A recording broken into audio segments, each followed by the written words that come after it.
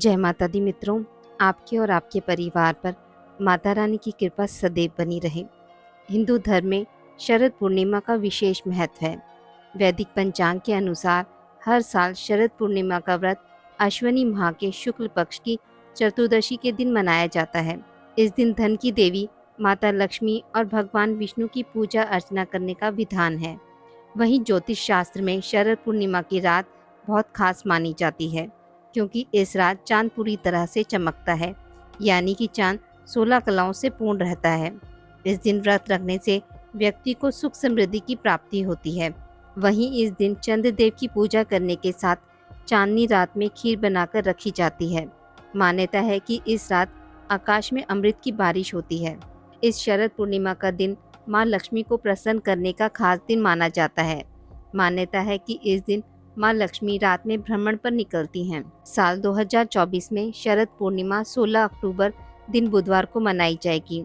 पूर्णिमा तिथि प्रारंभ होगी 16 अक्टूबर को रात 8:41 पर। पूर्णिमा तिथि समाप्त होगी 17 अक्टूबर को शाम 4:53 पर। ऐसे में शरद पूर्णिमा का पर्व 16 अक्टूबर को मनाया जाएगा। इस दिन चंद्रोदय का समय रहेगा शाम 5:04 पर। इस दिन पूजा विधि।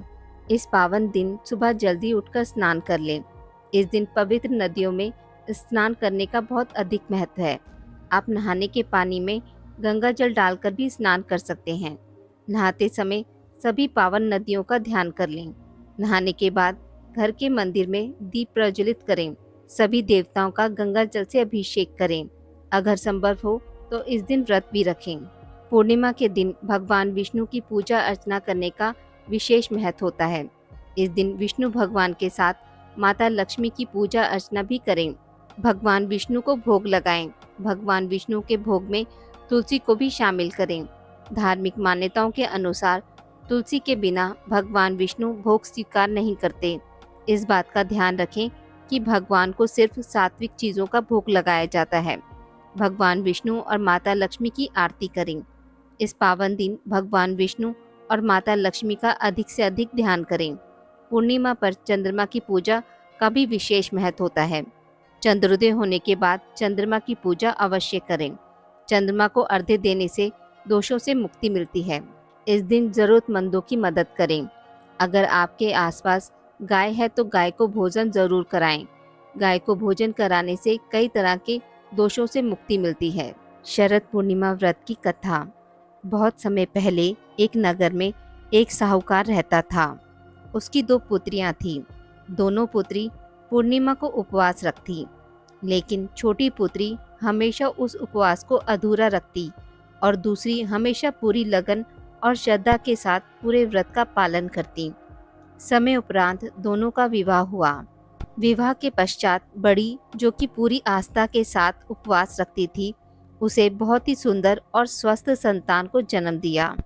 और छोटी पुत्री जो अधूरा व्रत करती थी, इसका परिणाम यह हुआ कि छोटी पुत्री की संतान पैदा होते ही मर जाती थी। वह काफ़ी परेशान रहने लगी। उसके साथ साथ उसके पति भी परेशान रहते।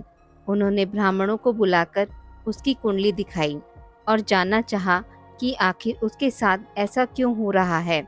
विद्वान पंडितों ने बताया कि इसने पूर्णिमा के अधूरे व्रत किए हैं, इसलिए इसके साथ ऐसा हो रहा है। तब ब्राह्मणों ने उसे व्रत की विधि बताई। वह अश्विनी मास की पूर्णिमा का उपवास रखने का सुझाव दिया। इस बार उसने विधि पूर्वक व्रत रखा, लेकिन इस बार संतान जन्म के पश्चात कुछ दिनों तक ही जीवित रही।